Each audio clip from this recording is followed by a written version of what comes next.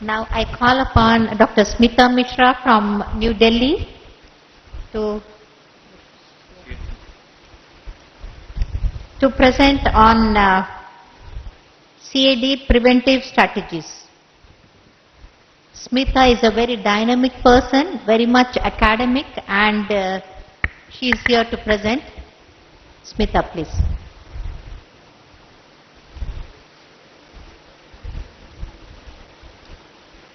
Hello. Thank you very much for this invitation. This is my proud privilege to be the last speaker in this grand gala conference, and it was great learning for me. And it's really privileged to have been introduced by none other than Dr. Vijayalakshmi, and the mother of pediatric cardiology intervention. And we did a book. I wrote few chapters and I learned so much from her. Doctor, I want to extend my special gratitude to Dr. H.K. Chopra. This was a very spiritual experience. Whenever I talk to him, I learned so many things about how to modify yourself and how to tackle your day-to-day stress. So other than Sister Shivani, I got lot of things from him. So thanks a lot again, and I start with my prevention of the coronary artery disease. The time is already moving on very fast, and I am not going to harp upon the pathomechanism of the CAD because it was very well covered in many other lectures. In CAD for pediatric cardiologists is not a very common subject, but I am really thankful because while preparing for this lecture, I learned where I stand as a mother. So I have to do a lot of homework for my family also, and this is the type of kids we are now seeing, and that's why a pediatric cardiologist has to think upon the strategies. So this is McDonald, which is making the earth full of fat kids, and the mothers are going to court and filing the suit. So this is bribing of the younger generation. We have to understand that this gentleman who is now eating ice cream got these habits from childhood only. So all the risk factors actually they are born and they are there right from upbringing, and we have to know where we stand as parents. What are the risk factor of the coronary artery disease? These are the obesity, metabolic syndrome, hypertension, smoking, hypercholesteremia, Kawasaki disease, and the operated case of congenital heart disease are the special group which should be actually taken into consideration. So what is the CAD? Is nothing but secondary end organ damage for all chaotic happening in body milieu because of our deranged thought process, because of our lifestyle, which is actually not very scientific. So a religion, whenever we talk about religion, we say this is not very scientific. So I can say that actually sometimes spiritualism, which is actually taken as a synonym for the religion, which is not actually this going away from the spiritualism, actually causing this kind of scientific problem. So obesity by definition is a chronic preventable disease defined as excess body fat. Not simply excess of weight, criteria are BMI calculation more than 95th percentile for age and sex.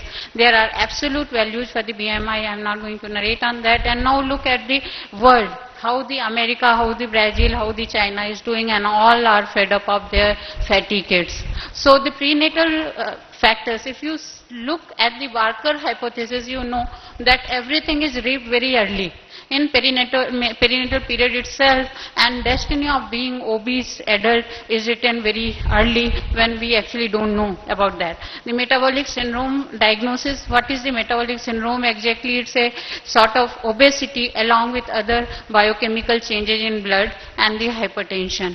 The definition we can get from the IDF and from the NCEP for the adults, and for the pediatric age group, no definite definition. So there are many publications from 2003 to 2005, the Cook, Ferranti, Cruz, Weiss, Ford, everybody look at the definition and the 5 basic things, that is fasting glucose, weight percentile, triglyceride level, HDL level and blood pressure, and then they define it from their own point of view. So we can see that if Cook, he actually used absolute value, then Weiss et al. They used a percentile for the fasting glucose level, and this difference lies everywhere, and this table is really very good, and one can always look. I have no time to go through it, but this is one of the good table. Then classification of the cholesterol level in children. To classify anything in children is very difficult, but this classification has been adopted, and this is classified as a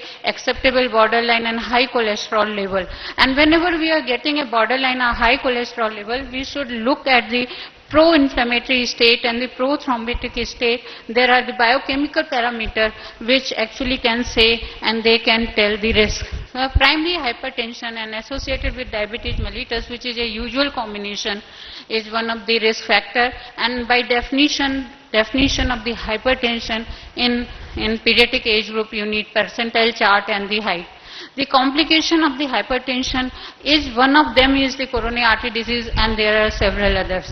So you have to actually address this problem, which for us, because of our ostrich attitude, we don't know if it exists in India, but it exists very well, and we recently actually tried to develop a registry for that. Type of hypertension, it could be a primary or secondary. Can I be given some extra time, or should I? Around Go ahead. 3-4 minutes. Go ahead. Yeah. 3 minutes. Okay. So the primary cause, not known, it is rare in children, but secondary, we all know that we can find out some causes which can be treated, and we should actually look for them. In every case of pediatric, because pediatric hypertension, inherently we think there could be some hidden cause. That should not be missed. The maturity onset diabetes, there is deranged blood glucose level, dyslipidemia, and these are the patients who actually will need intervention early. And interestingly, these people who are needing intervention early will never be suitable candidate for any kind of intervention. So the maximum lifestyle management is needed for these patients, and the another risk factor is smoking, and this smoking increases the blood pressure, decreases exercise tolerance, increases the tendency for blood to clot. And this kind of problems, if it is generated, and you can see here age is no bar for the smoking, but actually no age is good for smoking. So smoking is a strict no-no, and nowadays in India you will get many girls even taking for the smoking as a fashion style statement, which is not good. Familial hypercholesteremia is one thing which is totally genetic, and one has to look for the, and whenever you are getting a patient, you should go back to family. And I had one patient 4 years old. I started with statin in that girl. I called brother and the family's father never turned up, and after 6 months I came to know he died of CAD. So whenever you are getting a patient with the hypercholesteremia, you have to look back at the family. So according to one statistics, about 10% of the adults in age group 12 to 19 have high cholesterol, and total cholesterol level 200 milligram per deciliter. What does this fact tells us? So there are many studies done to see the metabolic syndrome in childhood and the hypertension. These are the Bogalusa, Muscatine, Fenn, Framingham, and the STRIP study. And common inference, I am not going one by one, but common inference is the overweight children has high cholesterol level. The obesity was related to increased television hours, and obesity and hypertension tracks the child. They chase the child throughout the adolescent age group and the adulthood. So presence of fatty streak has been confirmed. In one of these studies, the incremental prevalence of fibrous plaque has been seen, and early hypercholesteremia at as early as 2 years has been noticed when child is fatty. So high prevalence of risk factor in children. A child with the high cholesterol is tip of iceberg.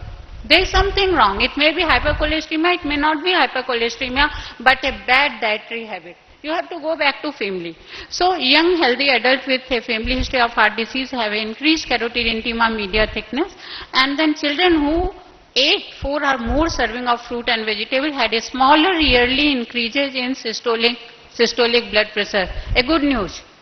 And higher levels of activity led to low incidence of obesity. Parents influence the dietary habit. If parents are not very particular, children are not particular. So changes in fat quality rather than fat quantity might be a good idea to modulate the diet.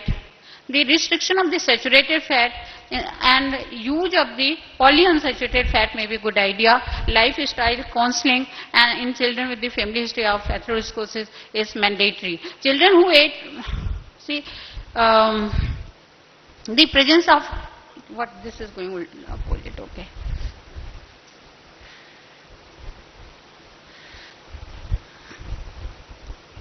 So Kawasaki disease. I am bringing Kawasaki disease, and this is one of the disease which is very close to my heart. The role, there is, I mean, you can go in literature and get the history of the incidence of coronary revascularization surgery, and those patients are always what? They are from the Kawasaki disease, if they are not a congenital Alcapa. So, this is very important. This is a disease which present like measles, but there is no cough, you think of, and persistent fever, think of Kawasaki. Early onset of coronary disease is there, and this is how you see the coronary artery are deformed. These are the aneurysm, one of my patients, and this is how they are deformed in the angiography. And the incidence of coronary sequelae is in 25 to 25%. It may be very severe in 2 to 3%, but once the myocardial infarction occurs, the mortality is very high. So the surgery is not a very safe option. If you can do without it, you should do without it and go for a regular checkup and a close observation. Treated patients of congenital heart disease are another group which we have to actually work upon, and because they are going to grow, they may have an early onset of the coronary artery disease and adulthood lifestyle diseases. Then thinking about the preventive strategies, we have to set smart targets. The targets are not the end in itself.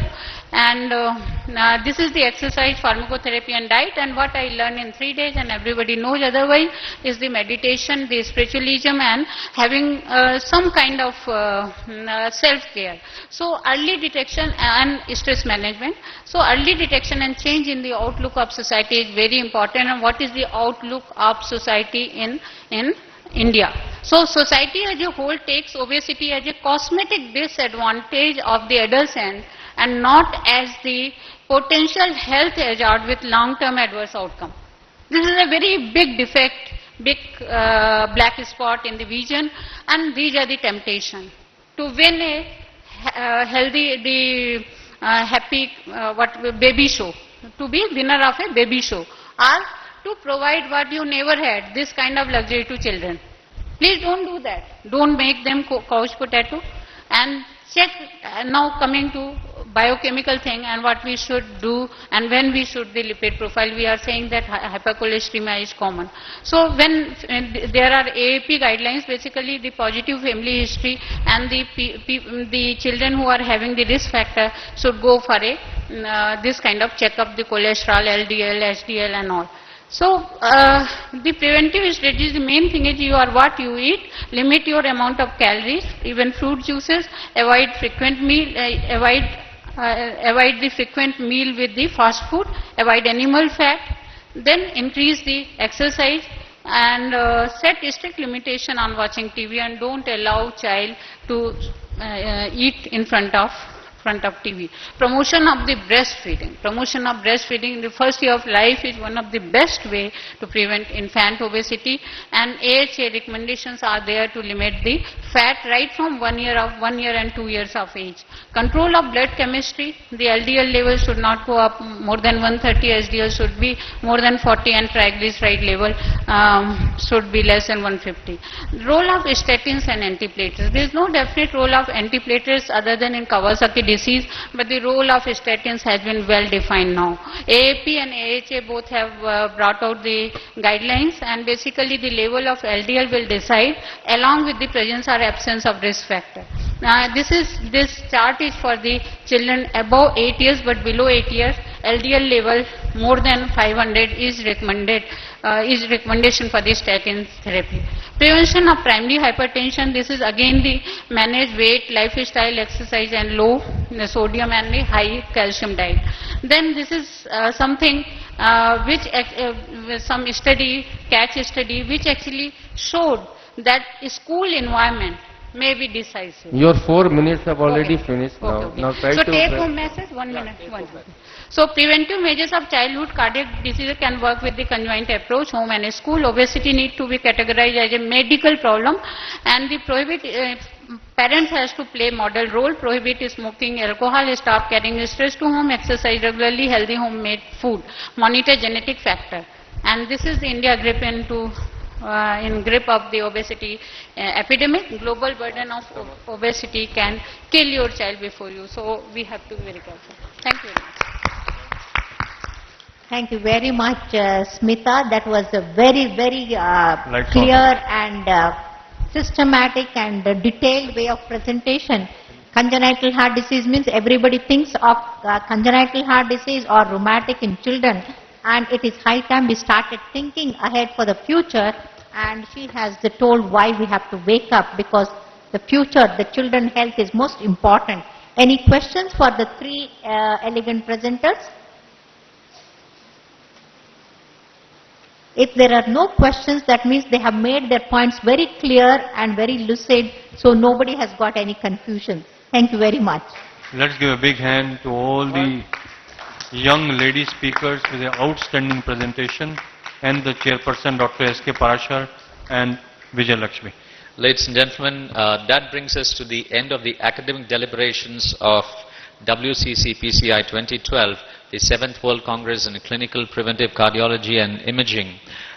We will take a short break of about an hour or so, because the stipulated time of the closing ceremony is 1800 hours, that's at 6 p.m., which will be handled by the local organizing committee.